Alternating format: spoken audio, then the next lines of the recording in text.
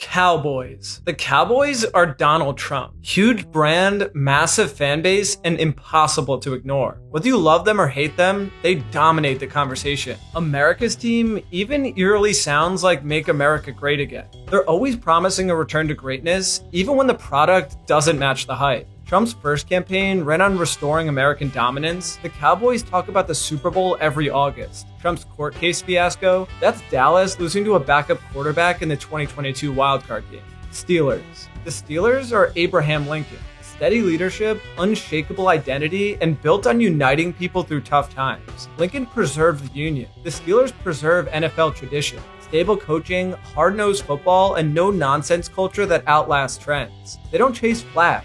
They build legacy. But even Lincoln's legacy wasn't immune to tragedy. His assassination cut short a promising period of rebuilding. Just like the Steelers haven't won a playoff game since 2016, despite consistent regular season success. Lincoln's unfinished reconstruction mirrors Pittsburgh's recent postseason futility. The mission continues, but the glory feels painfully incomplete. Chiefs. The Chiefs are Harry Truman, underrated, unshaken, and capable of seismic decisions. Truman dropped the bomb. Mahomes came back with 13 seconds left in a playoff game against the Bills and won. Both shocked the world when it mattered most. Truman surprised everyone with his road to victory in 1948, a result no one saw coming. And so did the Chiefs after winning despite 50 years without a title. Quiet state, loud result. That's how legends form. Patriots. Just like George Washington set the tone for an entire nation, Belichick and Brady built the modern NFL dynasty like they were the league's founding fathers. They weren't flashy, but they were inevitable. Just like George Washington, they are the standard by which all others are judged. Also, Washington refusing a third term mirrors the Brady-Belichick breakup, an end of an era, done with dignity and the beginning of something new for both. Washington stepped down and watched democracy evolve, just like Brady stepped away to let New England search for its identity in a post-GOAT world. Eagles. James Madison was the brains behind the Constitution. Undersized, tactical, and brilliant, just like the Eagles' offense at its peak. Madison rewrote the playbook for democracy. Philly rewrote it for trick plays. Smart, scrappy, and revolutionary when it clicks. Madison's leadership during the War of 1812 showed resilience after setbacks, much like the Eagles bouncing back from a 4-11-1 season to a Super Bowl appearance under Jalen Hurts. The British burned the White House. The Eagles got boat raced by Dallas, but they both bounced back swinging. 49ers. James K. Polk brought California into the Union. The 49ers brought California into NFL royalty. Polk expanded the US with Manifest Destiny. The Niners expanded West Coast football with West Coast offense. Polk took huge swings and hit gold. The Mexican-American War gave Polk Texas and California. The 49ers' 1980s dynasty gave them Montana and Rice. Dominance built through bold moves. Polk declined his second term after a huge success, mirroring how the Niners lost Walsh after a title. They burned bright, changed everything, and then stepped back. Packers. Thomas Jefferson was an innovator. Just like Green Bay revolutionized football with the forward pass and community ownership. Both are thinkers with roots that shape the identity of their world. Jefferson drafted the Declaration. The Packers drafted Aaron Rodgers. Vision matters. The Louisiana Purchase doubled the country, much like Rodgers doubled Green Bay's title count post-Favre. Ravens. Cool, quiet, efficient. That's both Calvin Coolidge and the Baltimore Ravens. No headlines, just results. Defense, discipline, and focus. You won't see them throwing shade, just bodies. Like Coolidge, they're all about business, and business is booming. Coolidge famously said, "The business of America is business." The Ravens live that every Sunday. Their 2012 Super Bowl run, all grit, no hype. Joe Flacco was elite for a month. Like Coolidge, the Ravens don't overstay their welcome. They strike, they win, and they vanish. Broncos. The Broncos are Teddy Roosevelt. Rugged, loud, and built for mountains. TR was a cowboy turned president. Denver are literal horsemen turned champions. Both are larger than life with a mean right hook. They won't back down, and they don't blend in. Roosevelt charging up San Juan Hill, that's Elway leading the Broncos to back-to-back Super Bowl wins after years of falling short. TR's Bull Moose run after his presidency mirrors Peyton Manning's last hurrah. Faded, injured, but still strong enough to ride off victorious. Bears. The Bears are Barack Obama. Smart, cool, inspirational with sky-high expectations. They promise hope and change every time a new QB arrives. When they deliver, it's poetic. When they don't, it still feels historic. Obama's election was a milestone. The Bears' 2006 Super Bowl run was a cultural moment. Devin Hester returning the opening kick felt like yes we can in football form. Cardinals. The Cardinals are John Tyler. Nobody's first choice, but somehow always there. The oldest franchise in the NFL has wandered through Chicago, St. Louis, and now Arizona. Just like Tyler wandered ideologically and politically. Neither ever truly fit in. Tyler was kicked out of his own party, and the Cardinals seemed perennially exiled from serious playoff conversations. Tyler's veto-heavy presidency made enemies in every direction, just like the Cardinals' stubborn commitment to dysfunction. And when they finally made a Super Bowl in 2008, only to collapse at the end, it echoed Tyler's lone major legislative success, the annexation of Texas, being overshadowed by the chaos that followed. Falcons. The Falcons are Jimmy Carter. Both are Georgia-born, full of hope, and defined by heartbreak. Carter entered the White House with the promise of renewal, but faced energy crisis, inflation, and the Iran hostage situation. The Falcons marched to the Super Bowl with MVP Matt Ryan, built a 28-3 lead, and then collapsed in real time. That meltdown became their Iran hostage crisis, a turning point that wiped away all goodwill. Just as Carter's presidency ended with regret despite good intentions, the Falcons' best season ended in infamy. The potential was there until it wasn't. Bills.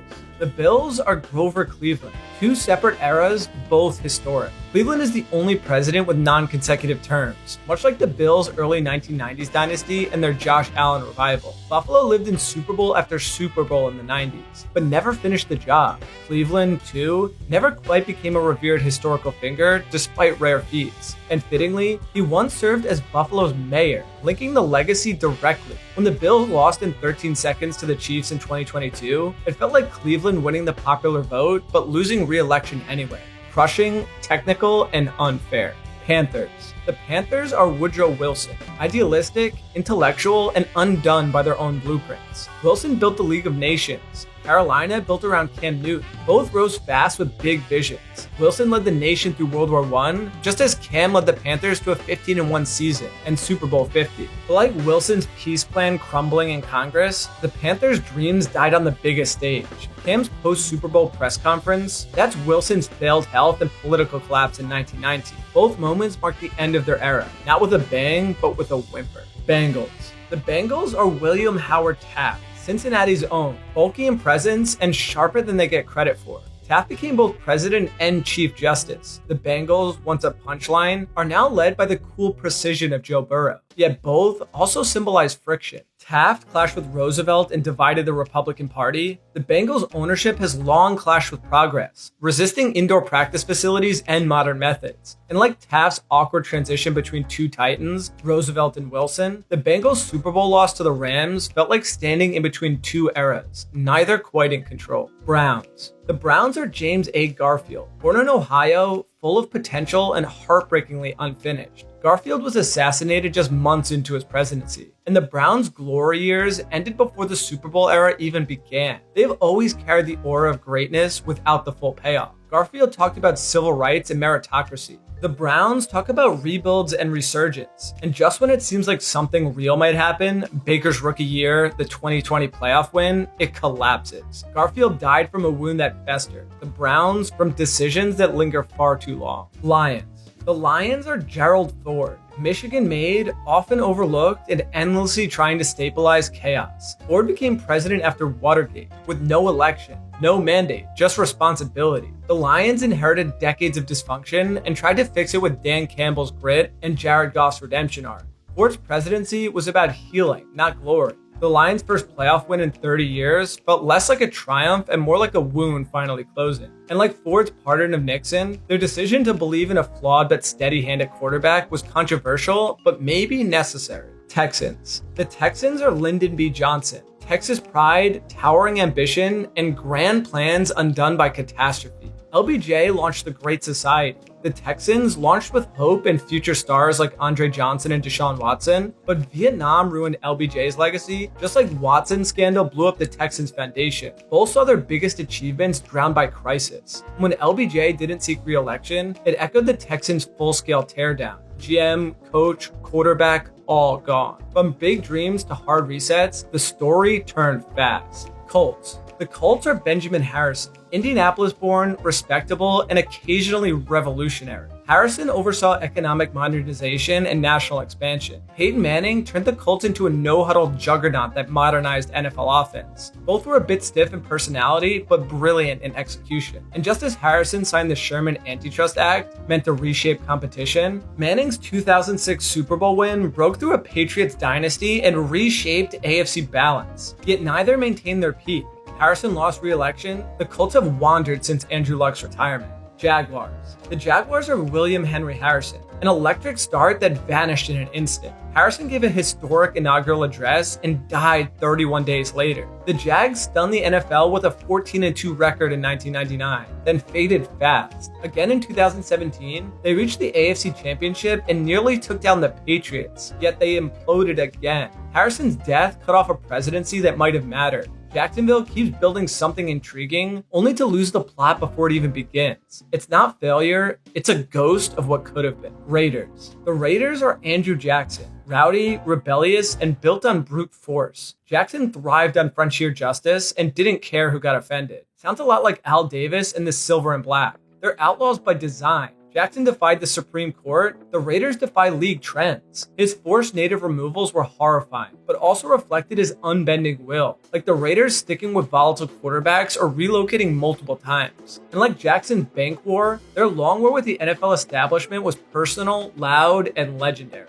Chargers. The Chargers are Richard Nixon, cerebral, talented, and doomed by timing. Nixon opened China, won re-election in a landslide, and still lost it all to Watergate. The Chargers draft stars, build leads, and collapse when it matters. Their blown 27-point lead to the Jaguars in the 2022 playoffs, that was their Watergate. It didn't have to end that way, but somehow they made sure it did. Nixon could have been great if not for his self-inflicted wounds. So could the Chargers if they stopped chargering. Rams. The Rams are Ronald Reagan. Hollywood icons, stylish comebacks, and a flair for the dramatic. Reagan revived America's spirit with optimism and screen-ready charisma. The Rams, with McVay and Stafford, went all in and won a Super Bowl in their own city. Reagan's Morning in America was a perfect campaign act. The Rams' 2021 championship was built like a highlight reel. But like Reagan's second term, grappling with Iran-Contra, the Rams quickly faced a crash, aging stars, cap issues, and a steep hangover after the glitz. Dolphins. The Dolphins are JFK, young,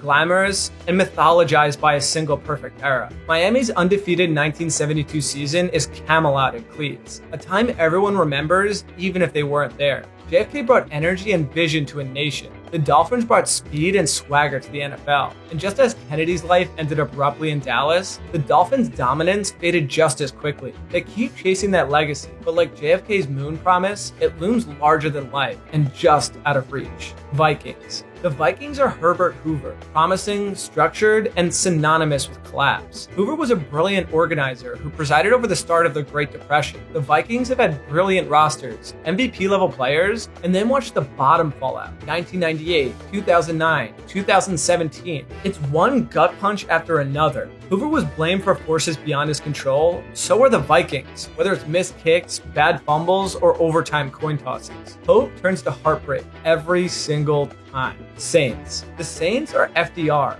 leaders through catastrophe, bringing light after darkness. New Orleans was shattered by Hurricane Katrina. The Saints, like Roosevelt during the Great Depression and World War II, rose with steady leadership. Sean Payton and Drew Brees rebuilt not just a team, but a city's morale. FDR gave us the New Deal. The Saints gave us the ambush onside kick in Super Bowls. Both moments were desperate, brilliant, and ultimately victorious. Time from tragedy. That's their legacy. Giants. The Giants are Ulysses S. Grant, war-tested, underappreciated, and elite when it matters most. Grant crushed the Confederacy when the stakes were highest. The Giants crushed the Patriots' perfect season. Twice, New York took down Brady when no one else could. Like Grant, they didn't always look clean doing it. Grant's presidency was plagued by corruption and scandals. The Giants' regular seasons are often forgettable, but come playoff time, like Grant in war, they deliver.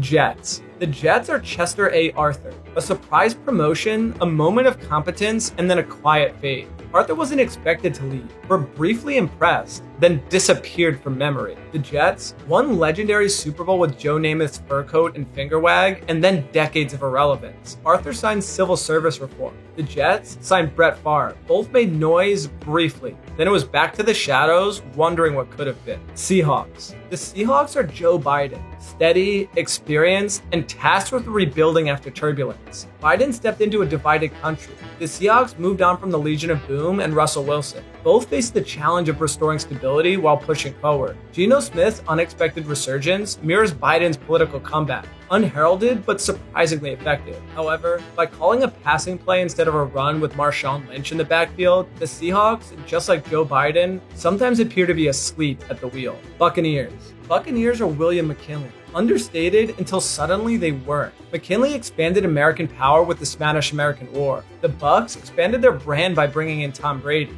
Tampa was a forgotten team. Then Brady landed and made them champions overnight. McKinley moved quietly but decisively. The Bucs won a title and looked like a machine, but his assassination in 1901 echoes the Bucs' sudden fall from grace after Brady's exit, leaving power without a plan. Titans. The Titans are Andrew Johnson, Tennessee-born, stubborn, and often stuck in the middle. Johnson took over after Lincoln and struggled to unite a divided country. The Titans, after their miracle 1999 run, have lived in constant transition, never quite rebuilding, never quite contending. Johnson fought with Congress constantly. The Titans fight with expectations. And just like Johnson was impeached but not removed, the Titans keep hanging around. Never quite good enough to push through, but never bad enough to start over. Commanders. The Commanders are Warren G. Harding. Promised normalcy, delivered scandal. Harding won a landslide, talked a good game, and then Teapot Dome exploded. The Commanders rebranded, rebuilt, and still couldn't escape Dan Snyder. Teapot Dome was Harding's legacy.